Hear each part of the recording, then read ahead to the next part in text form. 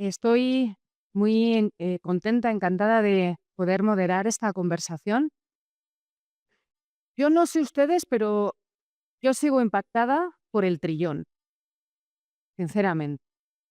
Les invito a buscar el Producto Interior Bruto de países como Perú, del resto de países de Latinoamérica, de España, incluso de Estados Unidos, y de que hagan una comparativa. Después veíamos cómo la inteligencia artificial, que todos pensamos que es una tecnología que nos va a ayudar mucho, pero puede convertirse también en un arma hasta el punto de que hay organizaciones a las que se les puede decir: "Oye, no es el momento, no sigas por aquí". Luego veíamos un framework que es cada vez más completo, más complejo, donde incluíamos tecnología analítica avanzada, ciberfraude, estrategias y todas las soluciones que están alrededor de todos estos drivers. Hoy cuento con estos 3 panelistas y yo creo que nos vais a traer una visión, enriquecedora, todo esto que se ha hablado, también desde vuestra propia experiencia personal y desde vuestra visión. Así que, bueno, muchísimas gracias por haber aceptado la invitación. Vamos a tener una dinámica de 4 bloques de preguntas.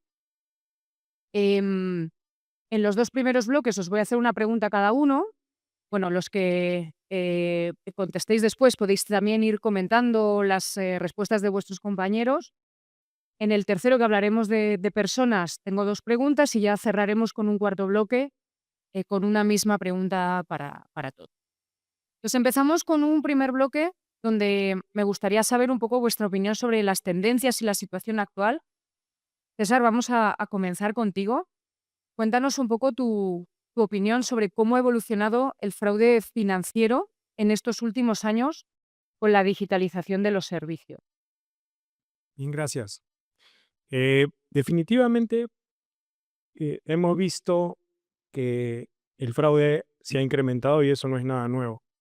Pero a mí me gustaría reflexionar en qué es lo que nos ha traído hasta acá y cómo eso afecta al ciberfraude. Hemos visto una gran explosión tecnológica, hemos visto mayor cantidad de fraude financiero. Y no olvidemos que la inteligencia artificial se debe a dos cosas: mayor cantidad de procesamiento y mayor cantidad de datos. Esa mayor cantidad de procesamiento hoy nos da la ventaja de tener una inteligencia artificial avanzada, pero también nos enfrenta a un escenario donde esa misma capacidad usada por ciberdelincuentes nos va a jugar en contra. No olvidemos que esas personas no son personas aisladas, que son personas que están en un garaje tratando de atacarnos, sino son profesionales que se dedican a esto, que colaboran entre ellos y que claramente tienen mucha información, mucha tecnología. Y hablamos de colaboración hace un rato. Esa colaboración que existe también de manera positiva, también existe de manera negativa. Entre ellos, cuando les falta un dato, cuando algo no les sale bien, comienzan a compartir esas experiencias o atacan en conjunto. Por tanto, creo yo que esa mayor capacidad de procesamiento y de almacenamiento de información que nos ha llevado a cosas positivas, hoy también nos está llevando a cosas bastante negativas. Ellos colaboran bastante más, que nosotros. Giovanni, ¿qué tipo de ataques ves con mayor frecuencia? Sí. Mira, quisiera comentar, comenzando con el tema de la digitalización, porque desde la pandemia, en el 2020, nosotros tuvimos un cambio importante aquí en el país, porque en nuestro país se usaba mucho el tema del efectivo y de pronto nos quedamos aislados con necesidad de conectarnos con nuestras entidades financieras y con algunas aplicaciones y accesos que no conocíamos. Inclusive, el apoyo social tuvo que generar cuentas digitales para personas que estaban aisladas y no bancarizadas. Entonces, tuvimos un cambio dramático desde el 2020 y las entidades financieras tuvieron que correr, así literalmente, para poder alcanzar esa necesidad de acceso al dinero que tenían las personas. Eh, Además, el Banco Central, por ejemplo, dio algunas normas a través de la Cámara de Compensación Electrónica para que existiera la interoperabilidad. Se desarrollaron mucho las billeteras digitales y entonces nos encontramos en un cambio, restricción domiciliaria y una situación compleja. En esa circunstancia, Perú lideró el tema de los fraudes por phishing en Latinoamérica. Y entonces decíamos, ¿qué pasó? Porque andábamos como el 78% de incremento. Y comparado con los otros, Ecuador estaba muy cerca. Y después venían, decíamos, si en Brasil hay más fraude que aquí. Claro, pues que proporcionalmente las personas que pasaban de un mundo físico a digital eran las que más fácilmente caían en este tipo de esquema de la cibercriminalidad. ¿Ok? Entonces, ese escenario no lo podemos perder de vista porque seguimos bancarizando, seguimos utilizando canales digitales, pero la pregunta es, ¿qué tanto estamos haciendo con nuestros usuarios y clientes? ¿Nos estamos preparando para esta nueva forma de acceder a nuestras cuentas financieras, al uso de la tecnología? Los celulares nos cambian en cada momento y entran con nuevas restricciones, nuevas vulnerabilidades y nuevos retos que tenemos que estar preparados para poder enfrentarlos. Me decías cuáles son las modalidades que mayormente se están desarrollando en el país, sí. O sea, el tema del phishing sigue siendo uno de los principales, con una modalidad antiquísima, ¿no? Porque la ingeniería social viene desde la época del África con la carta nigeriana, que tengo una física que me llegó a mi oficina hace algunos años. Más o menos pueden calcular cuánto tiempo tenemos en el sistema financiero. Y cuando solamente las cartas llegaban por correo tradicional, ¿no? Entonces el phishing sigue siendo muy principal. Y el otro gran problema que enfrenta el sistema financiero es la suplantación de las personas en los canales digitales. ¿Y a qué se debe? ¿Cuál es el tema? Es que tenemos muchísima información personal en el Internet. Y no me estoy refiriendo al Deep Web, me refiero a la Surface Web. Porque ustedes pueden entrar a las redes sociales, a los marketplaces y por 5 soles comprar datos personales, huellas digitales, rostro, firma, y no solo eso, también la información de registros públicos y otro que se llama el árbol genealógico, donde está nuestra familia, con sus teléfonos, y esa es una fuente de información que usan los extorsionadores, secuestradores y todos estos prestamistas que estamos viendo y enfrentamos diariamente. Yo te diría que esas son las dos principales modalidades, el phishing y la suplantación. Hay más, pero digamos que esas son las más riesgosas que identifico en este momento. Yo a veces pienso que estamos como en una carrera, ¿no? Tuvimos una carrera claramente cuando vino la pandemia, en la que efectivamente las organizaciones se fueron hacia la digitalización y luego los malos, como les digo yo, corren demasiado y nosotros intentamos estar a su ritmo. Uno de los puntos que quizá no vaya tampoco al ritmo es toda la parte del marco regulatorio. Maurice, ¿qué marcos regulatorios o iniciativas destacarías tú que nos ayudan a prevenir fraude o qué marcos regulatorios echarías de menos? Bueno, es que ahí tenemos que ver dos frentes, ¿no? Hay un frente, como dice Giovanni, que es el lado del usuario que recibe ataques, ¿verdad? Pero también hay otro frente que es la cadena de suministro. La cadena de suministro son todos los actores relevantes que interconectan con tu empresa para dar un servicio de principio a fin. Y es ahí donde también tenemos un grave problema. Y lo voy a focalizar para de ahí irme a la regulación. Pregúntenle a su gerente de TI si tiene un inventario de cuántas APIs tiene en su organización corriendo en estos momentos. Debería decirles, tengo 72, tengo 47. La verdad es que no las tienen identificadas. Y hoy por hoy, uno de los vectores de ataques empresarial, desde el punto de vista empresarial, son las APIs. Incluso las herramientas de seguridad que nosotros tenemos se comunican por APIs. Y entonces, ¿qué cosa es la API? La API es una comunicación de una herramienta con otra que le manda una trama y tiene algún tema de seguridad para intercambiar ese protocolo. Pero hacemos auditorías ustedes ven de repente en un documento de auditoría decir, hazme auditorías de las APIs. Si no las tienes identificadas, ¿cómo podrías hacer una auditoría? ¿Verdad?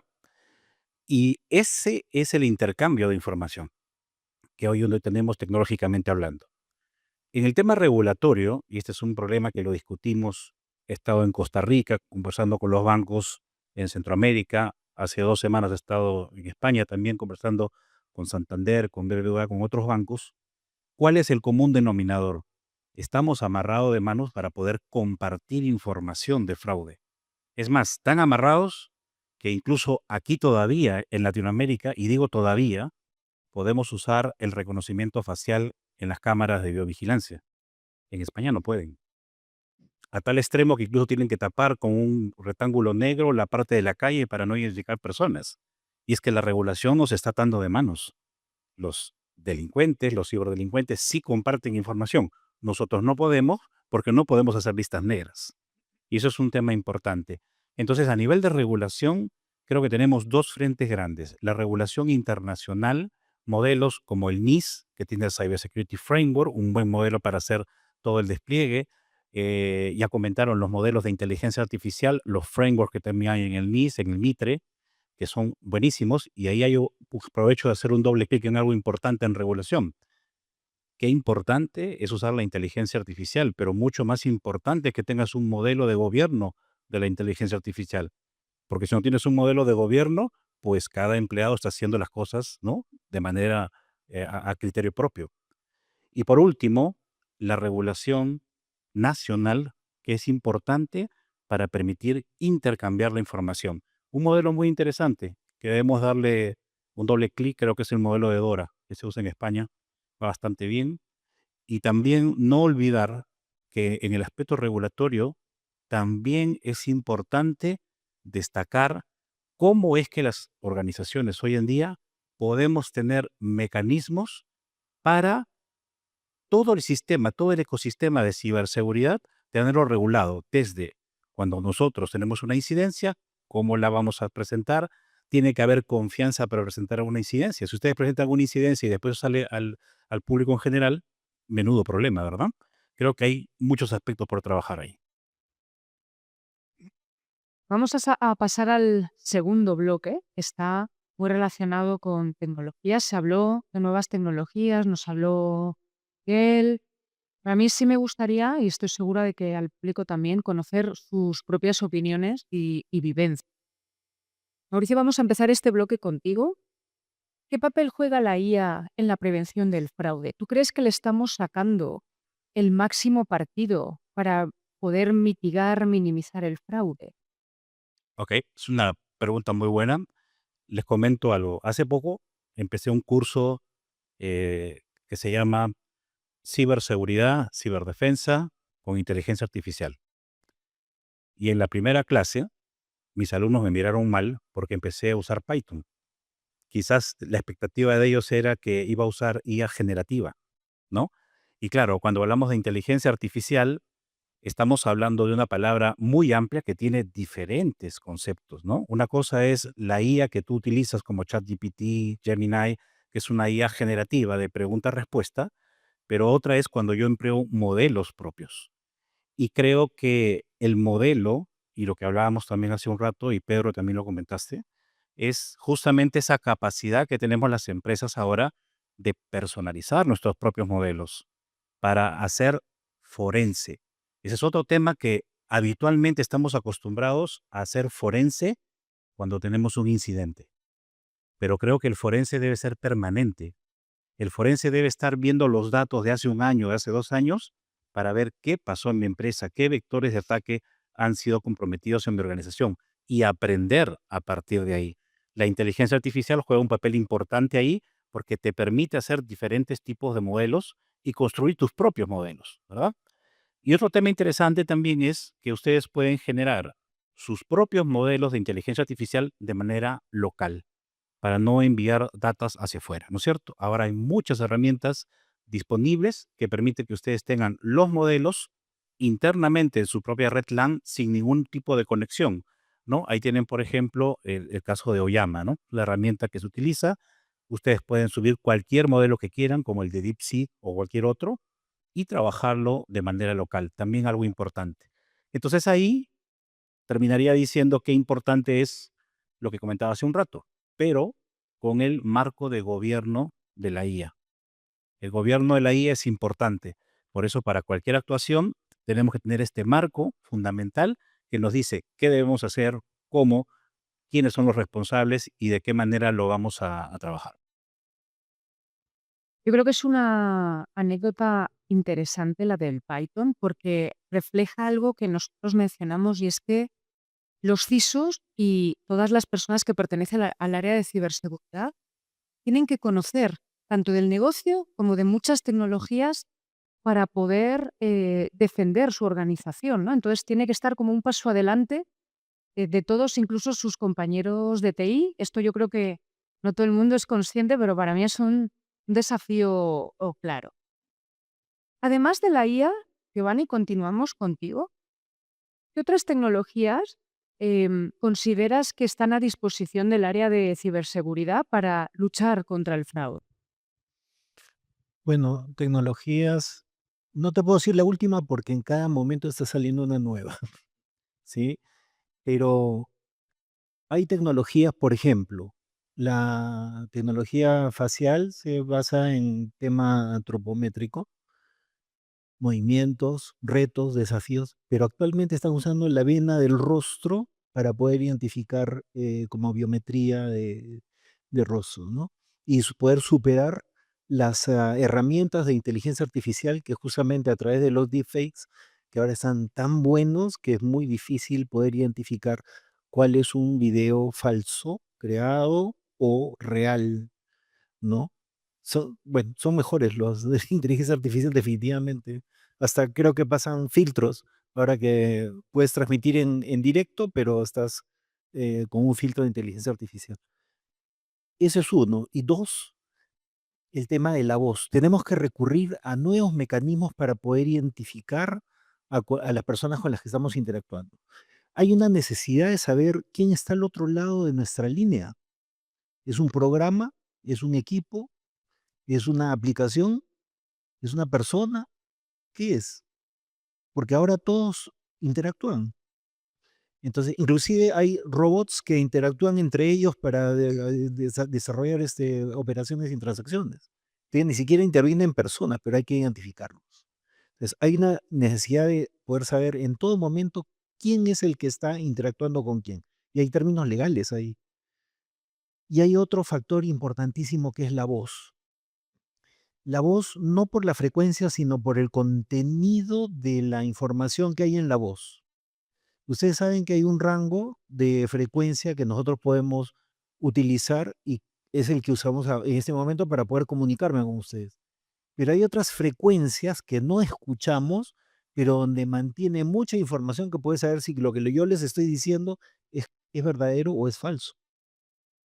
Y esa información, por ejemplo, esas técnicas son utilizadas y reconocidas en procesos judiciales en Brasil para resolver casos de disputa.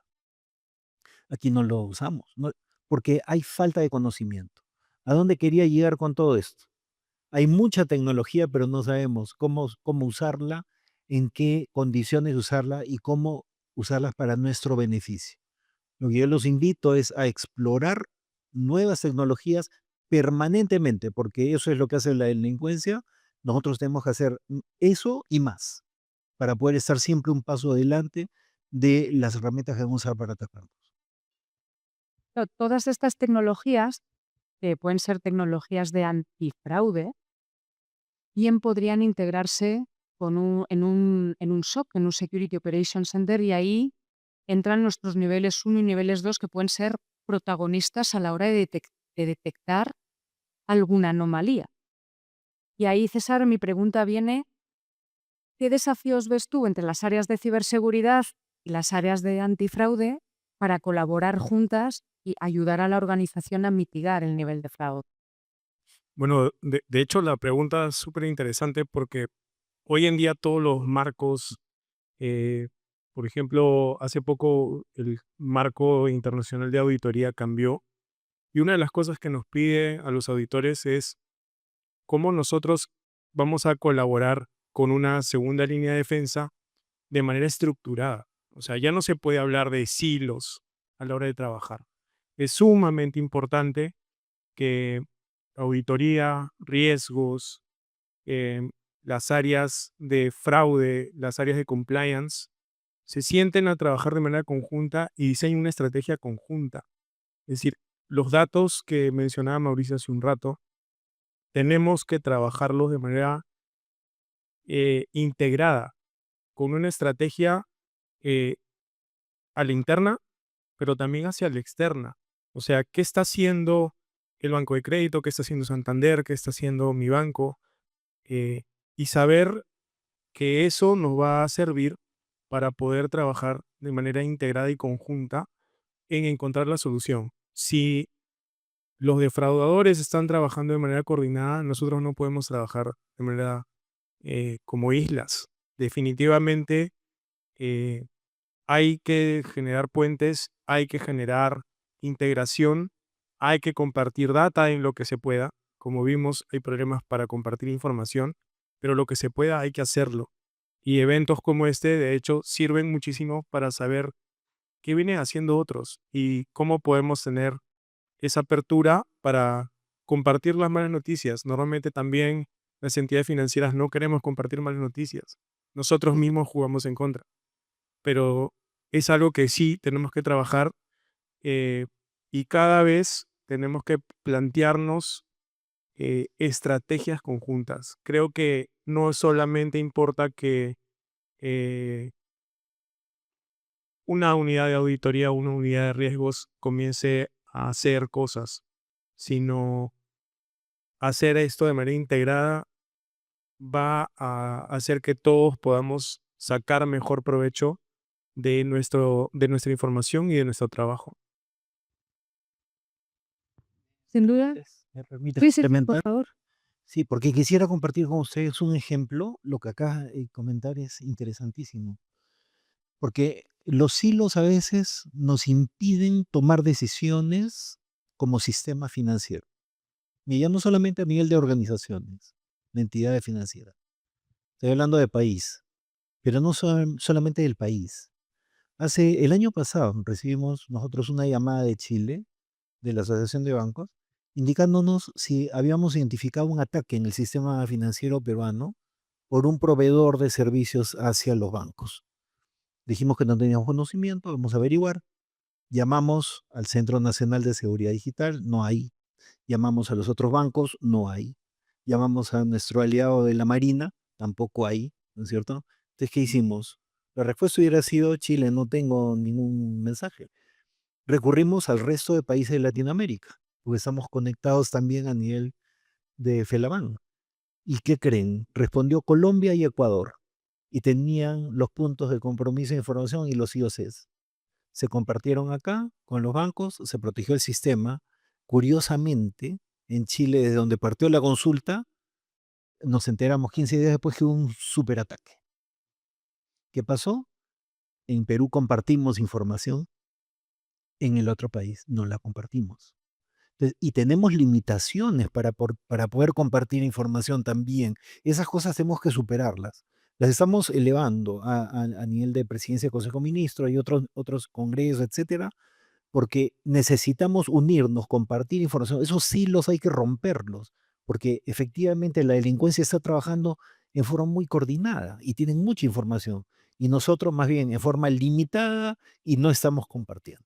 Creo que por ese lado perdemos. Esto va mucho, sin duda, del tema de personas, de cultura, de concienciación, y yo quisiera hacer una ronda precisamente sobre esta temática. César, empezamos esta ronda contigo. ¿Qué importancia tiene la educación en la prevención del fraude? Y hablo tanto de personas internas en una compañía, como workforce, como fuerza laboral, como nosotros como ciudadanos y usuarios de muchísimos canales digitales. Bueno, creo que no digo nada nuevo cuando sabemos que la tecnología tiene un componente importante, pero lo más importante es la gente que usa la tecnología. Por tanto, eh, hay mucho requerimiento regulatorio de capacitar, y normalmente lo hacemos con un fin de compliance. O sea, ya capacité, ya di mi cursito, ya está, cumplí, todos contentos. Pero en realidad tenemos que entender quién usa nuestro sistema, qué información usa. El Zero Trust no solamente debe ser aplicado por el área de tecnología, sino también desde el punto de vista de entender a nuestro cliente, quién es nuestro cliente, quién es nuestro usuario, qué usuarios utilizan información privilegiada o tienen accesos privilegiados que deben tener una capacitación específica, una capacitación distinta. Por tanto, no es una capacitación generalizada para cumplir simplemente con un requerimiento regulatorio, sino también entender cuáles son los riesgos de mi cliente, de mi usuario, y, por ejemplo, hacer capacitaciones específicas para gente que utiliza información clave. Eh, los famosos correos donde el gerente general le pide una transferencia a alguien de la tesorería. Eso ocurre con mucha frecuencia. Si no capacitamos correctamente a esa persona a hacer un doble factor de revisión antes de hacer una cosa de esa naturaleza y simplemente ejecuta por hacerlo rápido, vamos a tener problemas. Entonces, la capacitación no solamente debe ser desde el punto de vista tecnológico, sino también de casos, de qué viene ocurriendo, de qué cosa te puede eh, generar una situación grave simplemente porque te agarró en un momento de debilidad, en un momento de estrés, tenías mucho trabajo y contestaste rápido un correo. Entonces, creo que eso es lo que va a definir el éxito también en la ciberseguridad. No invertir en grandes software o en grandes recursos tecnológicos, sino la capacitación.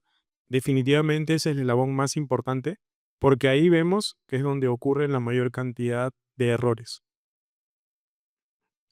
Giovanni, por complementar la respuesta, ¿cuál piensas que es la mejor forma de nosotros como organizaciones educar a nuestros usuarios finales para que no caigan en los típicos fraudes que les puedan llevar vía phishing a ellos para que hagan cualquier tipo de acción? Sí, mira, lo acaba de decir muy bien. El BEC es uno de las modalidades más perjudiciales, sobre todo porque se involucran ahí montos grandes. Nosotros tuvimos un intento hacia nuestro gerente general.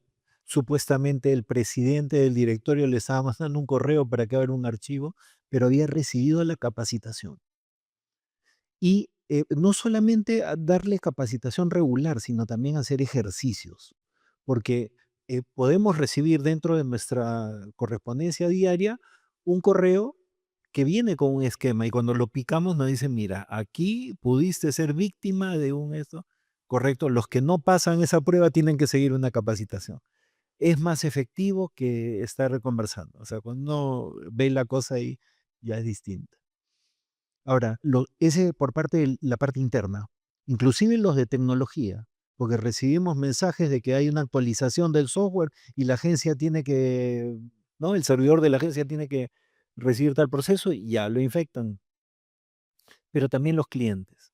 A los clientes hay que tenerlos en dos momentos, uno antes y otro después. Antes con las capacitaciones, piezas, mailings, etcétera. Pero también hay que acompañarlo cuando es víctima de un fraude.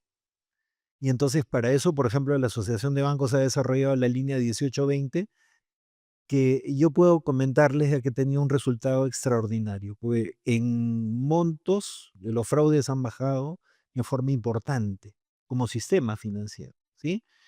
Y curiosamente coincide con la entrada en vigencia de la operación de este 1820, este número de emergencia cuando tienes un problema para bloquear tus tarjetas en todo el sistema. Entonces, hay acciones que sí funcionan. Hay que practicarlas, hay que ser muy creativo, pero no solamente educar al cliente en la parte preventiva, sino cuando ocurre también un incidente. Hay que recibirlo, atenderlo y darle solución. Y que haya denuncia. porque nuestras cifras que tenemos representan el 30% de realmente lo que sucede. Entonces no tenemos visibilidad de la magnitud del problema. Cuando recurrimos a fuentes oficiales de información, los números están subvaluados. Muy interesante lo de la línea. Yo creo que también es parte de concienciar, comentarlo. Denunciar es importante, pero también comentarlo en grupos, familia, para saber cómo podemos ir actuando. Una cosa que sí tenemos los clientes es que luego cuando nos meten el doble factor, que si la contraseña, nos scam, ¿no? Entonces, Maurice, ¿cómo equilibramos la necesidad de seguridad con experiencia de cliente? Vamos a hacer una prueba. A ver, ¿cuántos de ustedes tienen activado el doble factor de autenticación en su WhatsApp? Levanten la mano. ¿Cuántos? Falta un grupo importante, ¿se dan cuenta? ¿Sí? Falta un grupo importante. Si sabemos que hoy en día, como ya lo ha comentado Giovanni, los datos de todos nosotros, nuestra huella digital, ¿no es cierto?, están por 5 soles, cualquiera puede sufrir que le den de baja su línea telefónica y con esa huella falsa se saquen un teléfono nuevo. Si no tienes doble factor de autenticación, lo que va a suceder es que esa persona va a usurpar tu WhatsApp. ¿Se dan cuenta? Si ustedes ponen un segundo factor de autenticación, si una persona clona el teléfono, ya no va a poder usurpar su identidad en WhatsApp. Lo mismo sucede en Facebook, lo mismo sucede en las redes sociales. Este es un punto de partida. Segundo punto de partida, experiencia personal. Yo no tengo en mi celular ninguna aplicación bancaria y trabajo en banca. No tengo ninguna. Ni Yape, ¿ah? ¿Es que no confío en el sistema? No, sí lo tengo. Pero lo tengo en un teléfono que lo compré de tienda, le instalé mis aplicaciones bancarias, lo tengo en casa, porque no es que necesite hacer transacciones todo el día, pero ¿qué me estoy garantizando ahí? Me estoy garantizando que ese teléfono no tiene ninguna aplicación que se haya instalado y que pueda tener una usurpación, ¿no es cierto? Porque yo cuido mi integridad, mi confidencialidad y la disponibilidad de mi servicio. Cuando ustedes tienen un teléfono y de repente le prestan a su hijo el teléfono y se instaló un juego o algo, ¿cómo lo saben ustedes que ahí se puede haber metido algo? Y de repente ustedes no fueron conscientes y no vieron el momento en el que se realizó. Entonces, equilibrar, fíjense ustedes, el tema de la seguridad es tomar conciencia de estos riesgos. Otro riesgo muy común, cuando ustedes están en casa, no en el trabajo, porque en el trabajo sí que les restringimos con el directorio activo. ¿Ustedes en el trabajo pueden instalar un software, un programa? No. ¿Pueden cambiar la IP? Tampoco. ¿Por qué? Porque no tienen privilegios. Pero en tu casa, tú entras en tu laptop, en tu PC, y puedes instalar un software con tu usuario, sí, y cambiar. Bueno, eso es lo que se aprovechan los ciberdelincuentes. Cuando tú tienes una cuenta privilegiada y entra un malware en tu máquina, no tiene ninguna oposición para instalar lo que tengan que instalar y no lo vas a ver. Simplemente con que ustedes hoy mismo creen una cuenta en su computadora sin privilegio de administrador y la usan en adelante, ya están reduciendo 80% de incidentes. Y cuando tengan que instalar software, ponen la clave del administrador. Estos son ejemplos de cómo podemos concientizar en cosas muy, muy sencillas a los usuarios para que tomen un cambio de actitud. Y como lo dijiste, no es tecnológico, es conciencia. Y tomando conciencia, entonces podemos lograr tener un mejor modelo y una mejor postura. Ahora, la pelea siempre va a ser la seguridad contra la función propia de lo que yo quiero que haga el software, ¿no? Yo quiero que sea muy vistoso, que haga muchas cosas, pero siempre será importante la seguridad. Y cuando ustedes van a sus organizaciones, son testigos de eso. Tienen la computadora y muchas veces no tienen acceso a nada y tienen que ir pidiendo privilegios y privilegios. Zero trust. Creo yo que un usuario que es consciente dice, yo tomo conciencia y entiendo las restricciones. Y es más, con el ejemplo que les he puesto en mi celular, yo mismo me las pongo para poder lograr mayor seguridad, ¿no? A mí que me gustan mucho las analogías con el mundo real. Nosotros tenemos en nuestros edificios, tenemos la seguridad abajo, muchas veces nos ponemos cerradura doble, ¿no? De ventanas con buen cierre. Y cuando nos vamos al mundo digital, que nos pidan una segunda clave nos molesta, ¿no? Y es curioso que no es coherente con lo que tenemos en el mundo físico. Ya para acabar, me gustaría ahora sí haceros la misma pregunta a los tres. Mauricio, empezamos contigo esta vez. ¿Cuál crees que va a ser el principal reto en la lucha contra el fraude en estos próximos 3 años?